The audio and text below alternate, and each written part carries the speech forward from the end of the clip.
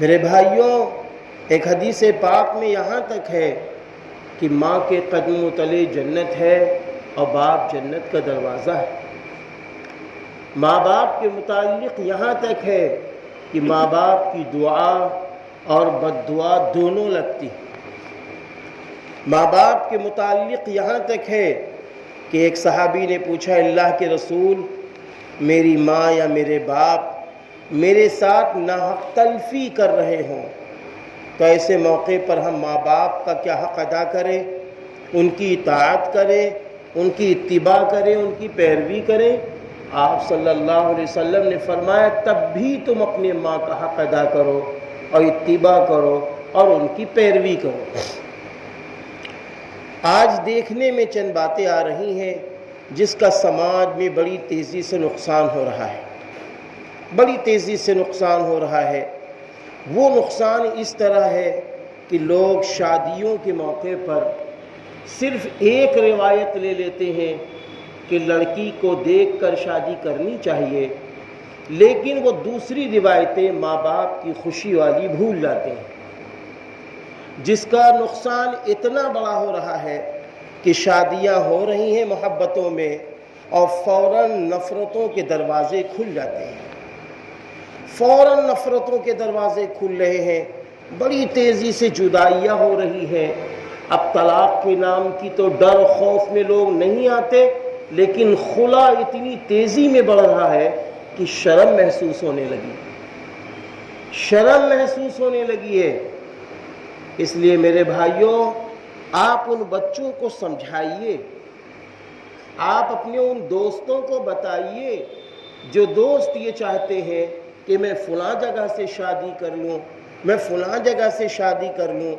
اگر ان کا مزاج شادی کا بنتا ہے تو وہ اس سے بات چیت نہ کریں، بلکہ اپنی ماں سے کہہ دیں، اپنے باپ سے کہہ دیں کہ امی اگر فلاں کی بیٹی اچھی ہو تو میری شادی اس سے کرا دو، خود ٹائم برباد نہ کریں اور ماں کا دل دکھا کے شادی نہ کریں، ورنہ شادی تو ہو جائے گی کیونکہ شادی میں دو گواہ چاہیے، ایجاب و قبول چاہیے، تو شادی تو ہو جائے گی، لیکن دونوں طرف کے جو ماں باپ کے دل دکھے ہیں اس سے شادی کی برکتیں نہیں ملتی، اس سے شادی کی تمام خوشیاں نہیں مل پاتی ہیں۔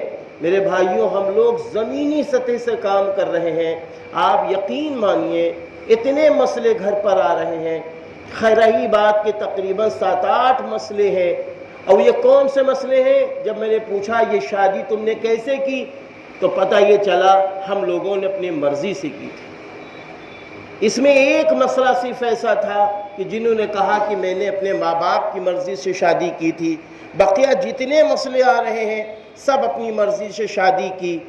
لڑکی لڑکے کے ساتھ رہنا پسند نہیں کر رہی ہے، لڑکا لڑکی کو رکھنا نہیں چاہ رہا ہے، لیکن حالات اس طرح ہیں کہ وہ 3 طلاقیں دے نہیں سکتے ہیں، اگر دے دیں تو وہ قانون کے دائرے میں آ جائیں گے، تو اب ان کے سامنے ایک ہی راستہ ہے کہ خلا ہو جائے۔ میرے بھائیوں، بجائے خلا و بجائے طلاق کے کیوں نہ ہم لوگ ایک فیصلہ لے لیں کہ جس طرح ماں باپ کا یہ حق ہے کہ وہ صبح ناشتے کا انتظام کرتے ہیں، وہ دوپہر میں کھانے کا انتظام کرتے ہیں، وہ بچوں کے لیے رات کے کھانے کا انتظام کرتے ہیں، سردی کے کپڑوں کا انتظام الگ کرتے ہیں، گرمی کے کپڑوں کا انتظام الگ کرتے ہیں، تو کیا آج ماں اور باپ اپنے جوان بیٹے کے لیے بہو کا انتظام نہ کریں گے؟ ضرور کریں گے۔ ہم لوگ جلد بازی کر جاتے ہیں، جلد بازی کر جاتے ہیں۔ ایک صاحب نے کہا کہ میں نے فلاں کی بیٹی سے محبت کی تو شادی ہو گئی۔ میں نے کہا ہرگز نہیں، آپ دھوکے میں ہیں، آپ غلط فہمی میں ہیں، وہی ان کی بیٹی آپ کے مقدر میں تھی، آپ کو معلوم نہیں تھا۔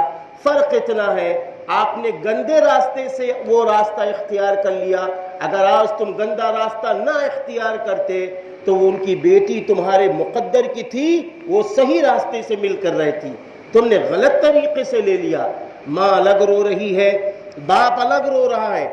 ابھی جو خلا کے واقعہ آئے ان میں 3 واقعے ایسے بھی آئے جو اپنے ماں باپ کو چھوڑ کر کہیں اور رہ رہے ہیں، یعنی تنہا دونوں رہ رہے ہیں اور تنہا بھی نہیں بن رہی ہیں۔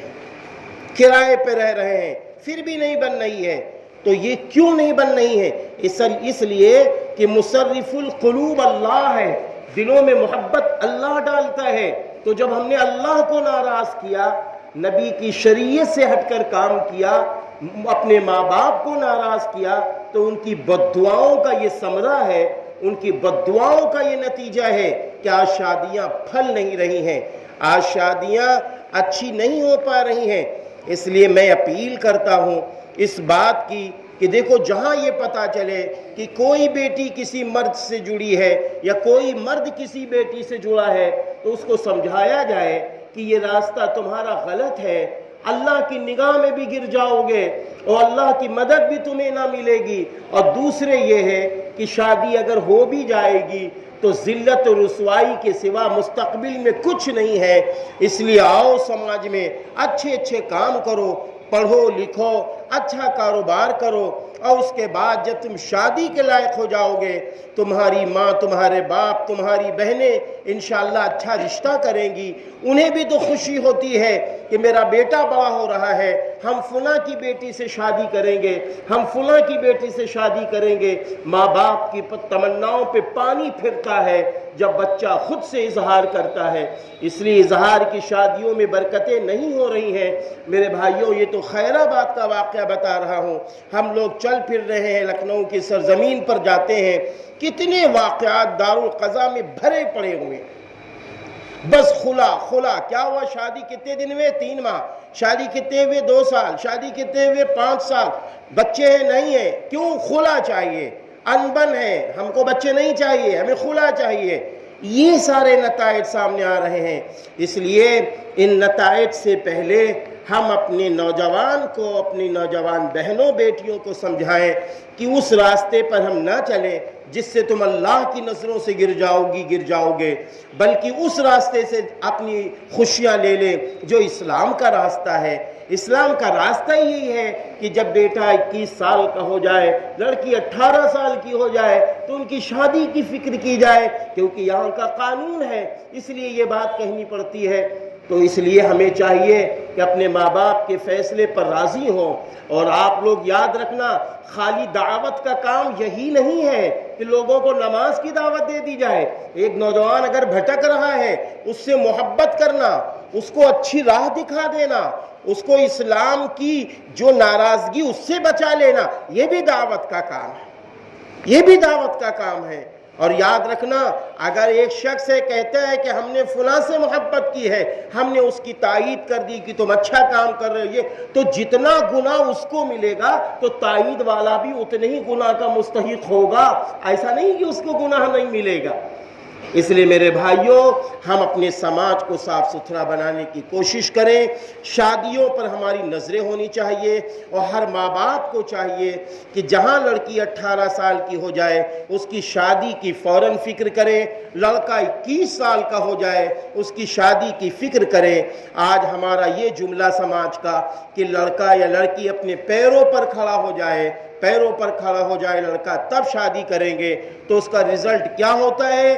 وقت پہ شادیاں نہیں ہوتی ہیں، اندر کی خواہشات اس کو غلط رخ دکھا دیتی ہیں، اور اس کے بعد فتنہ کھڑا ہو جاتا ہے.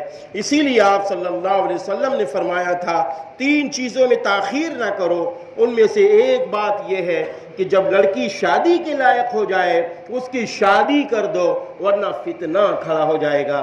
اللہ تعالی ہمارے سماج کو ہر کام سنت کے مطابق کرنے والا بنا دے. وآخر دعوانا ان الحمدللہ رب العالمین.